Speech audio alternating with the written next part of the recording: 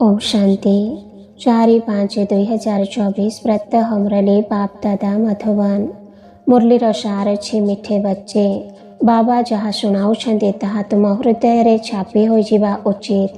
तुमे एठाकू आसीछ सूर्यवंशी कूलरे उच्च पद पाइबा पाई, तेणु तुमको धारणा मध्य करिबाकू हेब। प्रश्न रे बाबा कहिछन्ति सदा सर्वदा सतेज रहिबार उपाय कौन? उत्तरे बाबा कहिछन्ति जेपरी गरम समय रे पंखा चलिबा द्वारा सतेज करि देइथाए, सेही भली सर्वदा स्वदर्शन चक्र घुराउ थाओ, तेबे सतेज होई रही पारिब।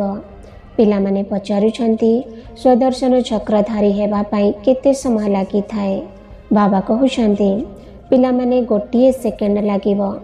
तुम मानकु निश्चित भावे स्वदर्शन चक्रधारी हेबाकू पड़िब, काहींकि ना एहा द्वारा तुमे चक्रवर्ती राजा हेब।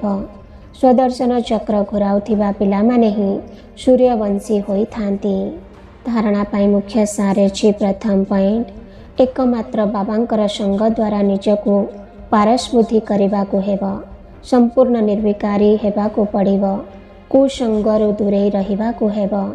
दुईरे सर्वदा एही खुशी रे रहिबाकू हेब जे आमे स्वदर्शन चक्रधारी नुआ दुनियार मालिक चक्रवर्ती राजा हेबाकू जाउछु।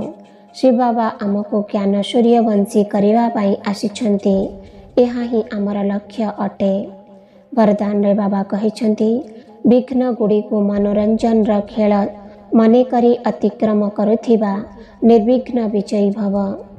विस्तार रे बाबा कहिछन्ति विघ्न आसिबा मध्य एक शुभ लक्षण अटे, किंतु विघ्न तुमको हराई न देउ, कारण तुम मानकू मजबूत करिबा पाई ही विघ्न आसीथाए।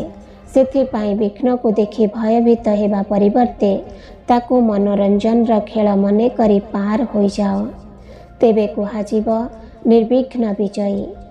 जेबे कि सर्वशक्तिमान बाबांकर संग मिलिछि, तेणु भयभीत हेबा भली कौनसी कथा ही नाही। केवल बाबांको मने पकाइबारे एवं सेवारे व्यस्त रुह, ताहेले निर्विघ्न होई रही पारिब। जेतेबेले बुद्धि खाली रही थाए, सेतेबेले ही विघ्न बा माया आसीथाए।